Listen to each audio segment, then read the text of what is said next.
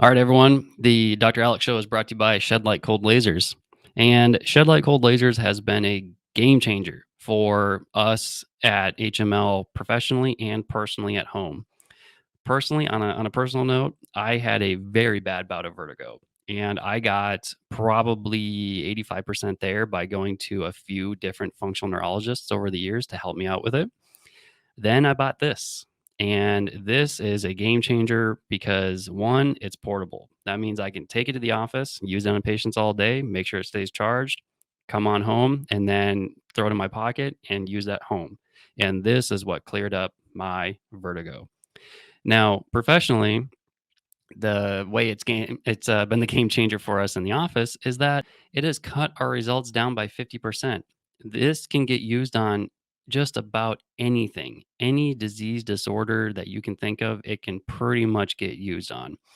Now, as far as how it has helped us out, it's cut everything down by 50% on our times. So when we're working with our kids with special needs, when we're working with our chronic neurological disorders, autoimmune diseases, to get those people into a good point that they're happy and that we're happy, times have been cut by 50%. You will definitely want to go check out shedlightcoldlasers.com or email Griswold at shedlightinformation@gmail.com, 518-338-6658.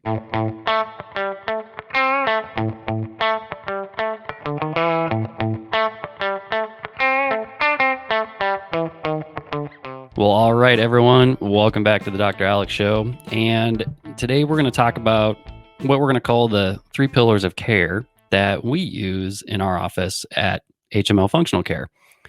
And those 3 pillars are chiropractic, functional neurology, and functional medicine.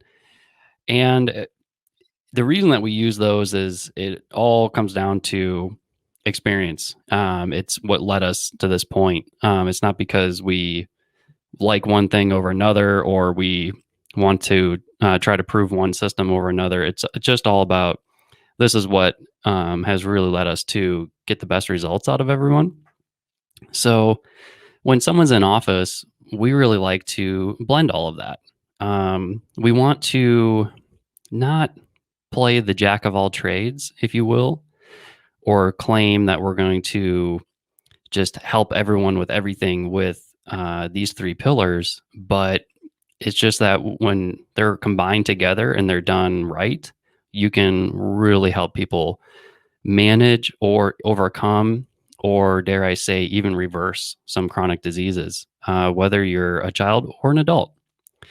So first off, when we're talking about chiropractic comes down to a real simple concept, but there's a lot of myth conceptions out there that I like to say. So we might break those up a little bit, but chiropractic is all about moving the joints of your spine or other joints of your body that need to move more. Simple as that. So when a chiropractor works on you, whether they are doing that popping or cracking, or if they are doing what's called non-force or tonal techniques, which from an observation standpoint can look odd. There's techniques out there called BEST or network spinal analysis or other techniques where the practitioner really isn't doing any popping cracking at all, let alone hardly touching the spine, but they are creating better motion in the spine. Whether the technique is moving those bones and making all those sounds that most of us love, some people don't, or if you're not, it's all about adding motion back to the spine. So when your spine particularly jams up and it stops moving, the question is why? It'll stop moving because of stress. It doesn't matter if it is a physical stress, an emotional stress, or even a biochemical stress, not eating the right foods. The thing is if a event or something in life becomes too much for your brain and body to handle, then it's going to be distressful to the brain and the body. And in the end, it's all processed in the same areas in the brain, whether that's a bad food you ate and you eat over and over again, or it is a stressful emotional event, or if it is a recurring physical distress like a repetitive motion or a trauma. It's all processed in the same areas of the brain. So when the brain can't handle those distresses, it's going to, generally speaking, somaticize it. And this is where you're going to have stress and tension on your spine. So there's 24 bones from stem to stern, from the base of your skull down to the top of your butt, and they all have to move. And if they don't move, then that's going to stress the brain out, because the number one input going into the brain is what are the spinal joints and muscles along the spine doing. The brain wants to know where that spine and body is. And this is really important because it was put so eloquently by actually Thomas Edison that the job of the body is to carry the brain around. And, he didn't have much to do with healthcare, but he hit the nail on the head. The brain wants to know exactly where that body is and the head is at all times. And if it doesn't, it's going to get stressed out. So if those spinal joints jam up, don't move as well as they should, then that will create stress on the brain. Those joints jam up, stop moving, inflammation sets in, muscle spasm can set in, and nerves can become irritated. Now, I'm not saying nerves get pinched, and that's a whole nother topic I'll go over in a second, but the nervous system will get irritated.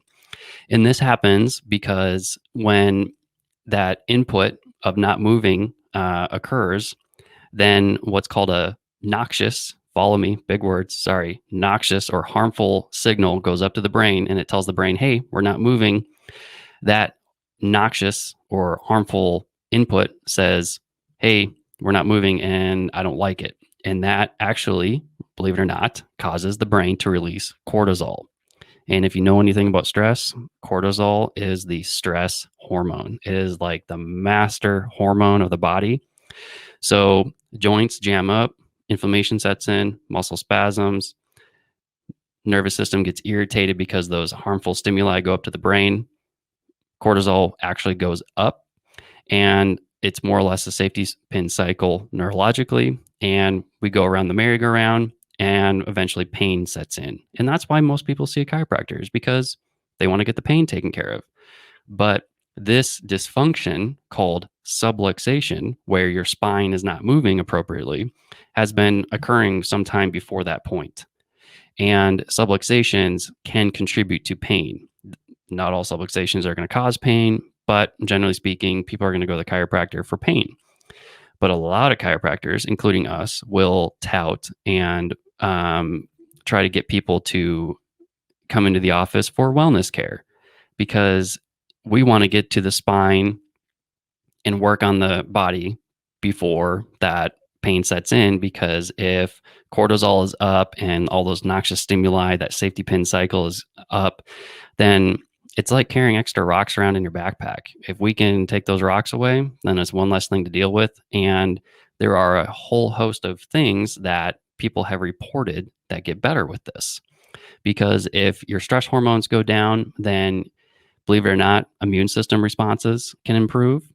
You're going to be overall more comfortable. It's less stress on the brain and the body. So that is going to help create a relaxation effect. And then overall, it will prevent pain, which is nice, mixed in with other healthy lifestyle habits. So quick recap: spine jams up, doesn't move, inflammation in the joints set in, that'll irritate nerves, muscle spasm, that'll irritate nerves.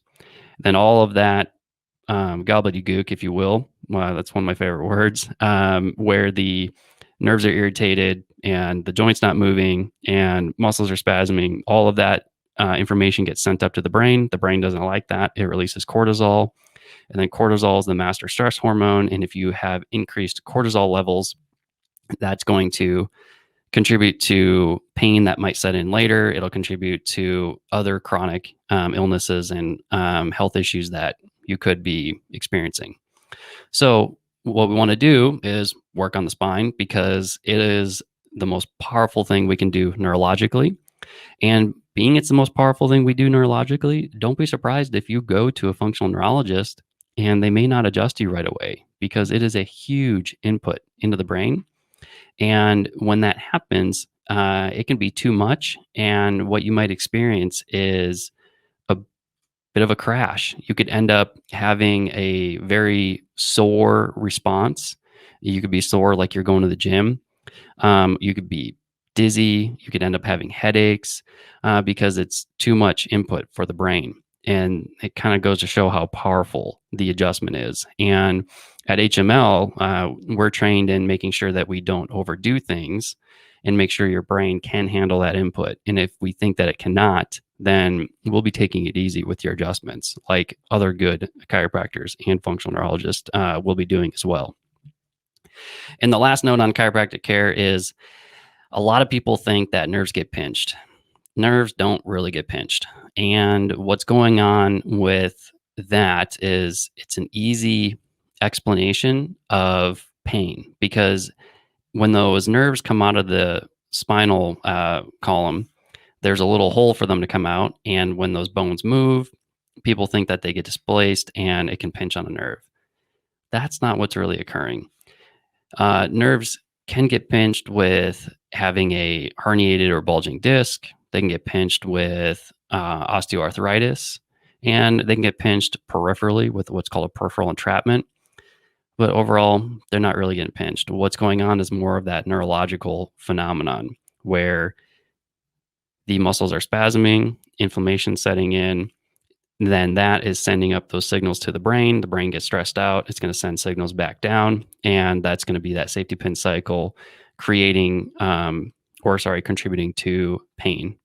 So again, nerves don't really get pinched. So that is Chiropractic 101.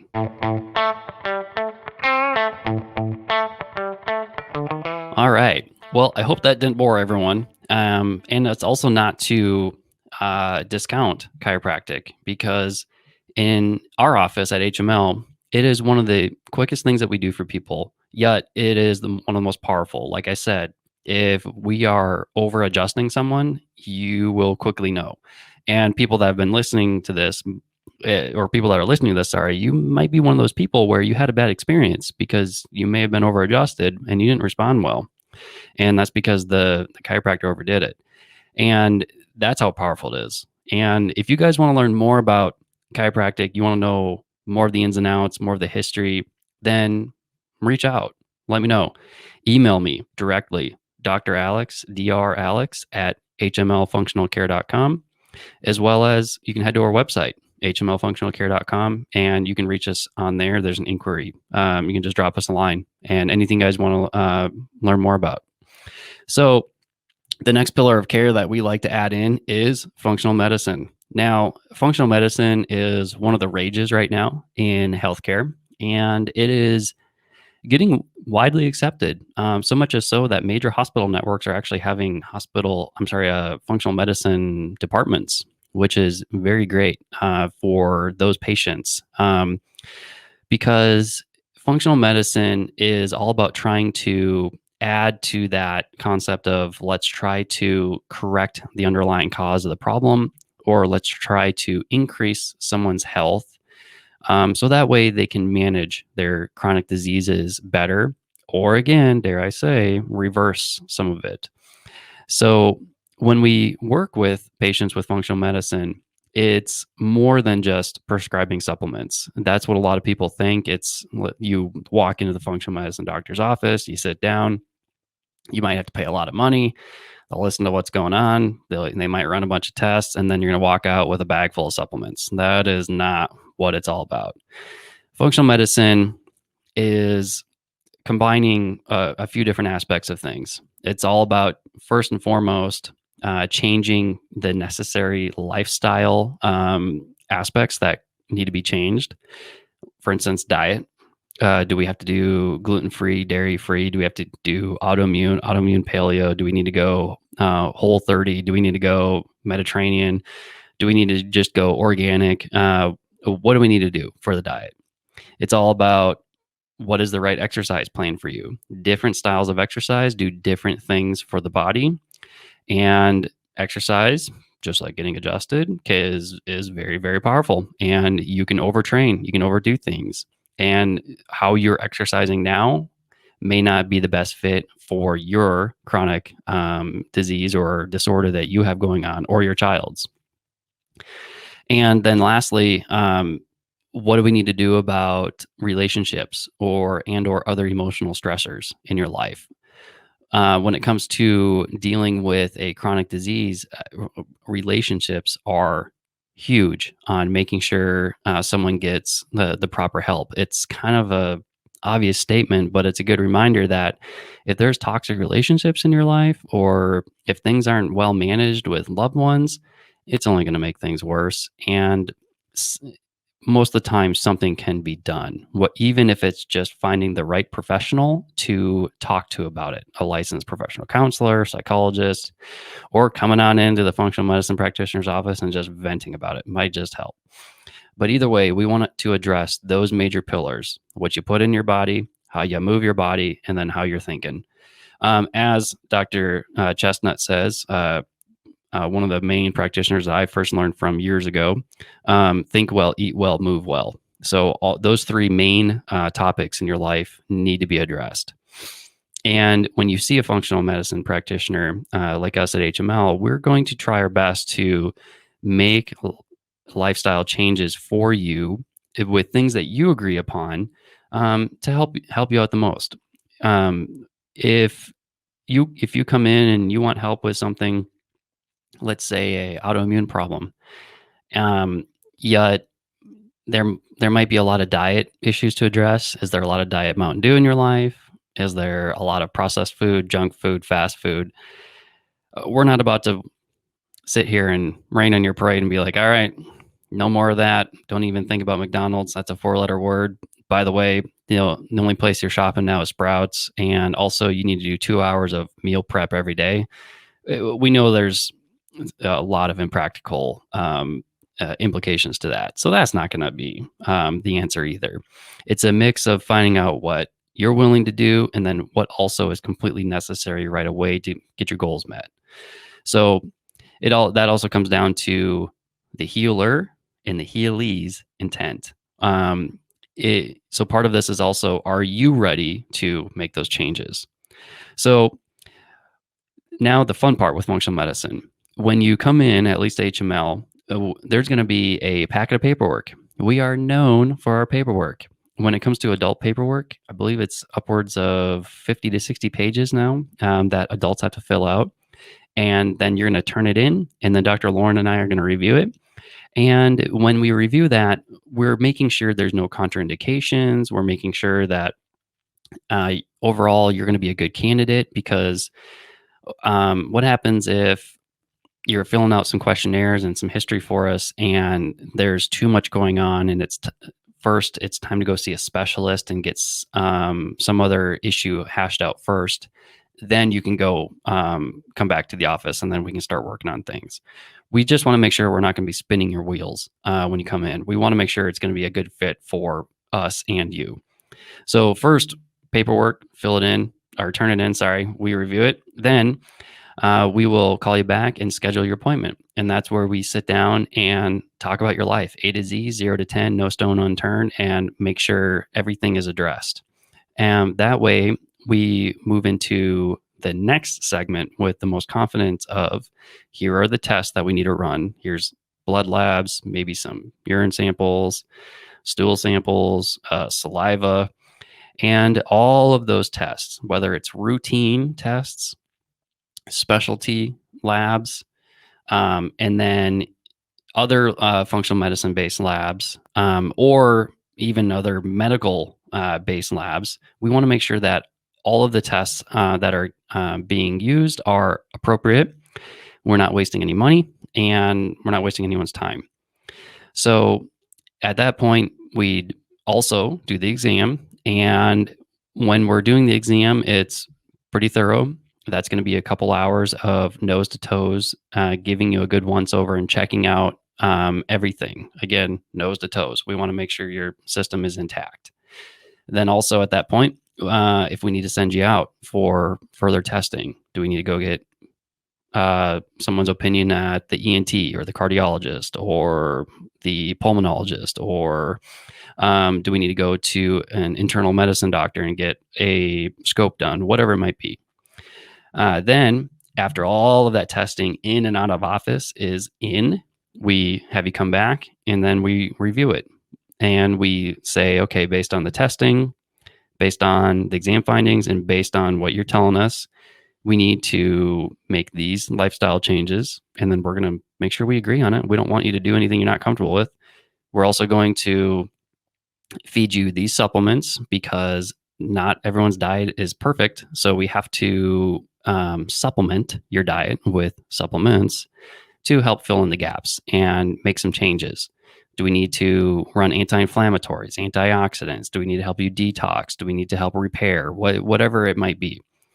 Then also, we have to address the other pillars of how about the emotional, spiritual distress, as well as the aspect of exercise, and make sure that is getting addressed. So everything is going to be looked at. Again, nose to toes, A to Z, 0 to 10.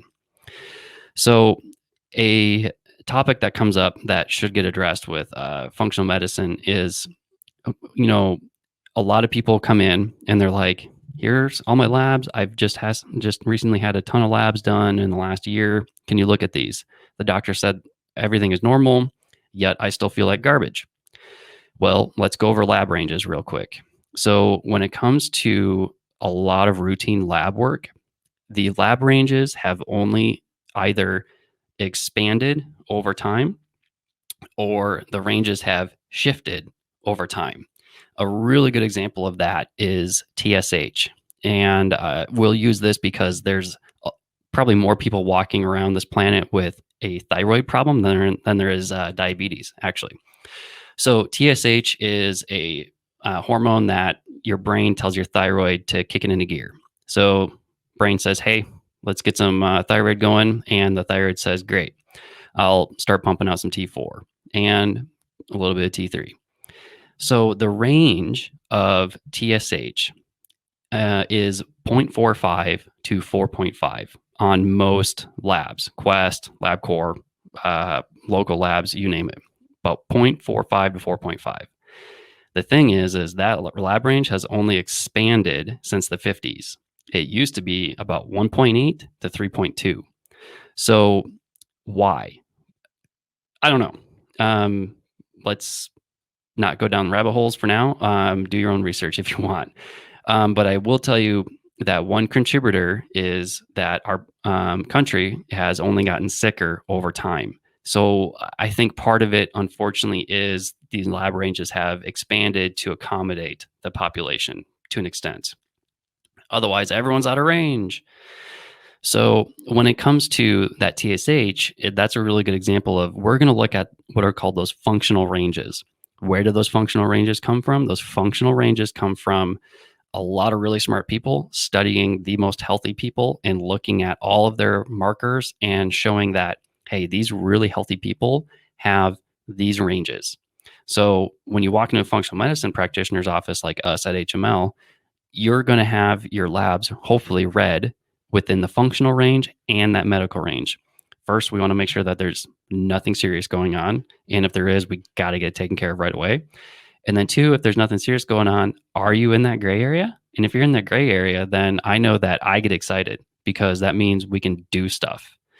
So then the next question is why does my doctor not know that? Because that's not their training. Their training is kind of going back to our analogy of they are the firefighters. They are meant to make sure your house no longer burns. They're going to put your fires out. They're really good at emergency care. And they're good at some management of chronic diseases, in my opinion. However, their training is limited, and there's nothing against them. It's not their training. It's like asking me to go to the ER and do stuff. That ain't going to work. I'm going to be killing people. Granted, they're not going to, a medical doctor's not going to be killing someone with hypothyroidism, but they may not help them as well as a well-trained functional medicine practitioner. So I just wanted to go over that real quick and explain that, because that happens every single time that someone comes in. And that is Funk Med, or Functional Medicine 101 at HML.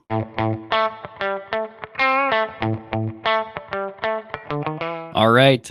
Now, I hope that the functional medicine section was not too boring for you. again, if you want to learn more, a specific topic, more about functional medicine, just anything, email me, Dr. Alex at hmlfunctionalcare.com, or head on over to hmlfunctionalcare.com, drop us a line on the website there.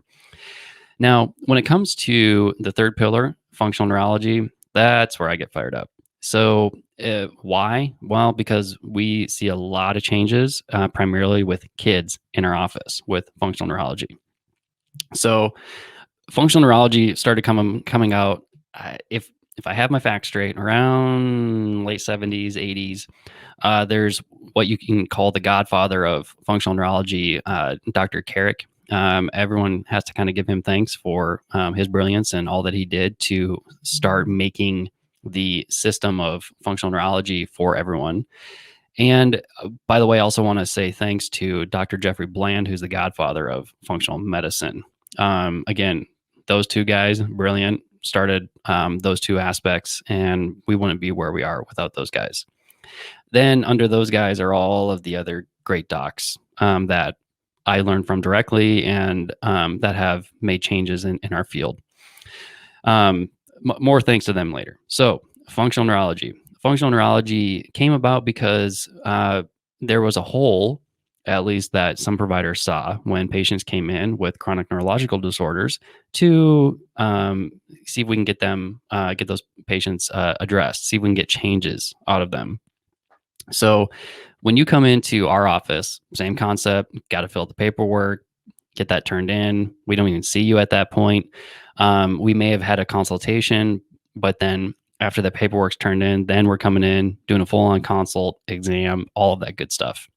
So when we get you at that point, same as functional medicine, we're going to run a thorough exam, run any necessary labs from the functional medicine standpoint, come back, maybe that same day, go over some results with you.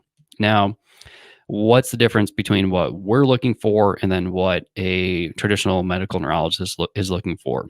Well, we are looking for direct route pathology, first and foremost. We want to make sure there's nothing serious going on. If someone comes in and they might be tremoring a little bit, a little shaky, they might have odd sensations all over their body, tingling, numbness, they might have some weakness, and they might have some vision changes. Well, that kind of smells like MS or multiple sclerosis. And it may not necessarily be a functional neurological disorder. It could be, but what we want to do is rule that out. So we are also, first and foremost, going to rule out pathology, just like a medical neurologist. And if it is above our scope, then we'll send you out to the proper specialist. Then next, if there's no pathology, then this is where the fun starts. The functional neurological journey begins with that exam. So let's say someone comes in and they are, let's say, tremoring, because tremoring in office, in my experience, we can make changes almost right away. If there are no what are called metabolic problems going on that can be contributing to that, like low blood sugar or a thyroid disorder or an adrenal gland problem or a cerebellar disease problem, all of that non-fun stuff ruled out.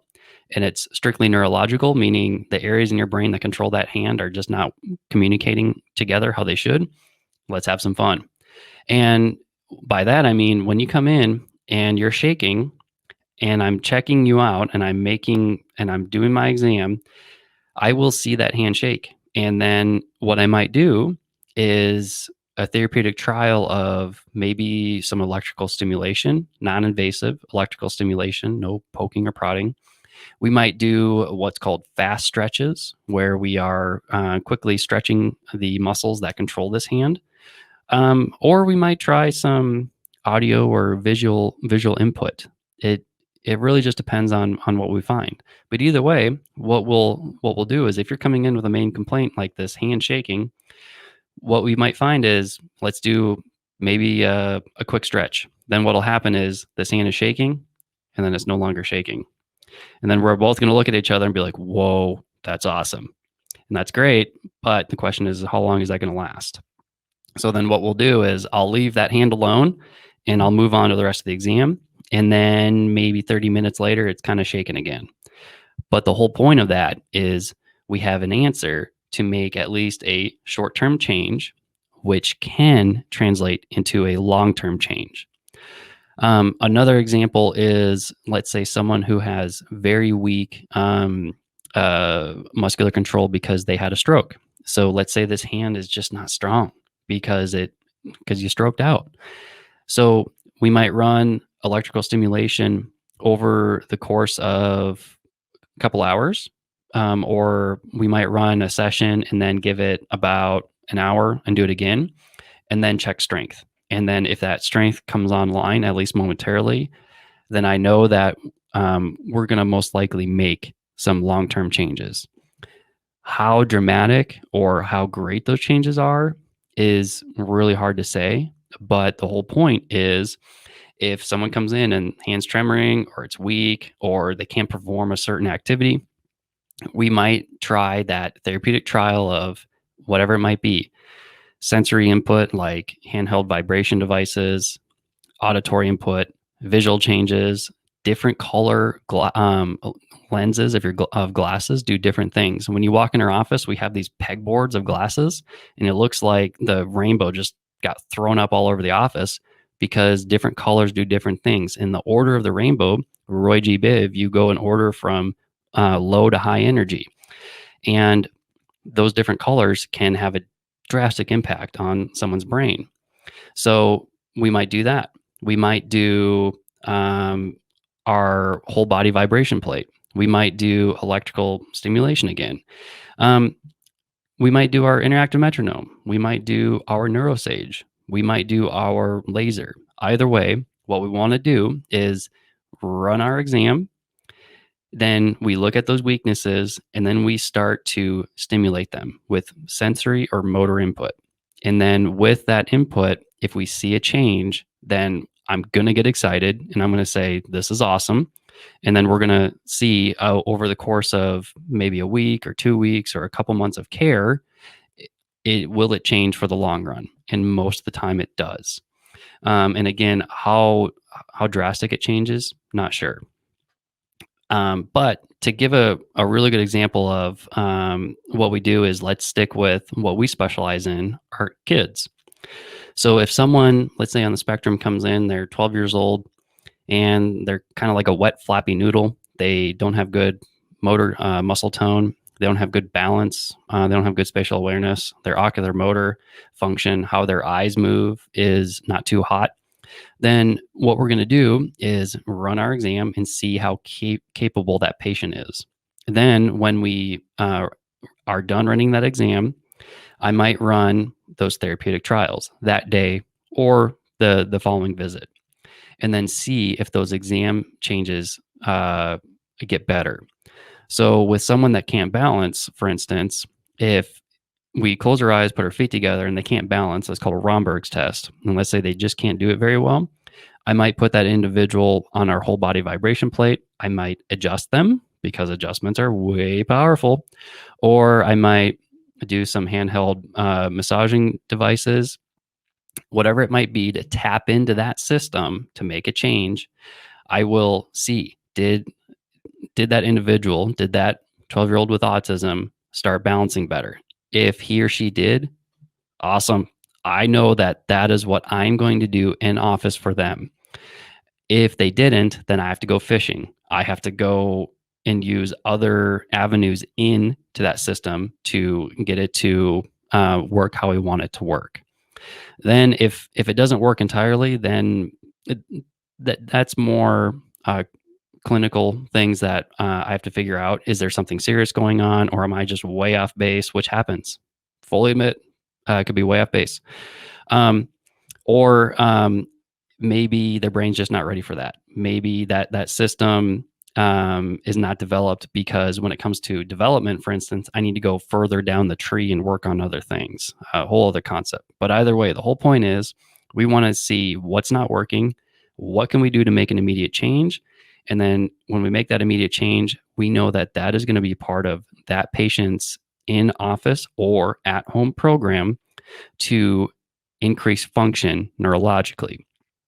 And that is what separates functional neurologists from all other practitioners in the rehab world.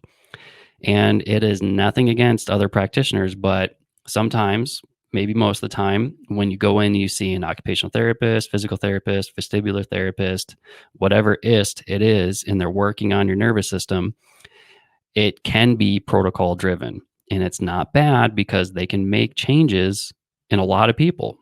But there's going to be that 20% that don't get as far as they want, or they don't get as far as the therapist wants. They don't get as far as the parents want, and they want more. And it is that 20% that helps us get narrowed down to more like 5% in our office that don't make good changes. Because every plan for patients is going to be customized. So another 12-year-old with autism comes in and their plan is totally different because maybe balancing on the vibe plate didn't change their balance. Maybe balancing on the Dynadisc changed it. Maybe balancing with their shoes off changed it. So their plan will be totally different. It is all about making a mold for the patient, not make the patient fit the mold. That is functional neurology and functional medicine. And then in our office, chiropractic, all combined. That is what it's all about. Making that mold for the patient, not the patient fit the mold. And that's Funk Neuro 101. All right, everyone. The Dr. Alex Show is brought to you by Apex Energetics, apexenergetics.com. First of all, to learn more about Apex Energetics, head on over to that website. If you want to get Apex Energetics directly, please call them 1-800-736-4381, or you can shop our online store. You can get to our online store at myhcpstore.com. Username is Dr. Alex. Otherwise, if you'd like to find a doctor that uses Apex Energetics, you can give them a call or go to the website and they'll direct you to a doc in your area that should be doing very good work with Apex Energetics. Apex has just been instrumental in our lives professionally and personally. About 6 years ago, we went through one of the most hellacious traumas that you can think of. And if it weren't for Apex with their stress support line of products, I probably would not be here. Point blank, period. And in the office, making the switch from other lines to Apex Energetics has sped up our results with our patients, supporting them through their healthcare needs, probably by 25%, if not more. And when it comes to Apex Energetics, we just want to remind everyone that we are here to not cure diseases, making claims. We're here supporting people, increasing their healthcare needs, and helping them achieve their goals. apexenergetics.com. The Dr. Alex Show is hosted by myself, a nerd, Dr. Alex Nelson. I'm a chiropractor, board certified in functional neurology and childhood neurodevelopmental disorders. The show is available on Apple Podcasts, Google Podcasts, Spotify, or most any of your other favorite podcast apps. The Dr. Alex Show is a production of Fredcasts. Think, speak, act.